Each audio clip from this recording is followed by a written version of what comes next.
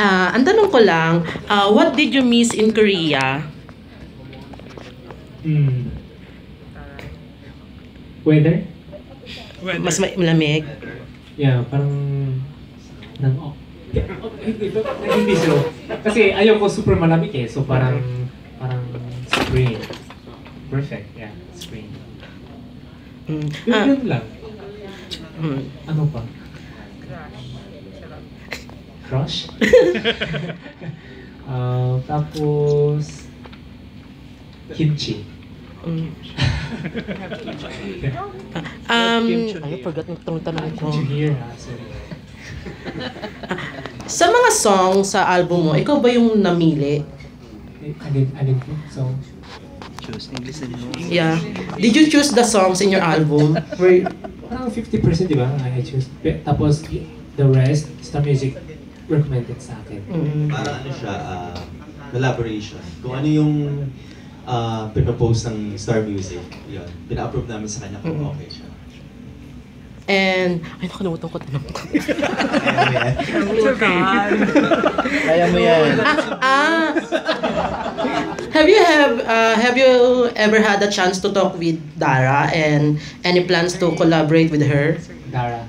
Yes. Parang 2 beses. Hi lang. Wait lang. Hello po. Hi. Tapos na. 2 seconds. Yeah. And what was her reply?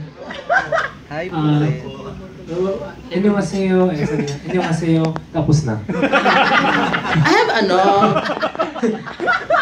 I'm curious lang kasi the song You Made Me Stronger, Yeah. ang translation niya is anyong, 'di ba? Anyong means hi, right? Hi or goodbye. Either goodbye, yeah. Yeah. So, yeah. So literally, goodbye. Ano yung Two sarang, two loves, just like that. Oo.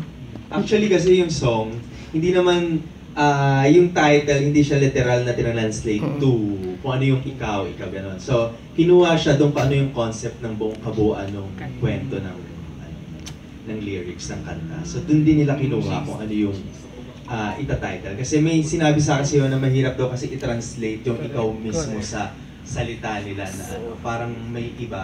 Okay. Parang mahirap something daw. So, kailangan nila kumuha kung ano yung totoong flow or concept ng kanta. Do you also dance?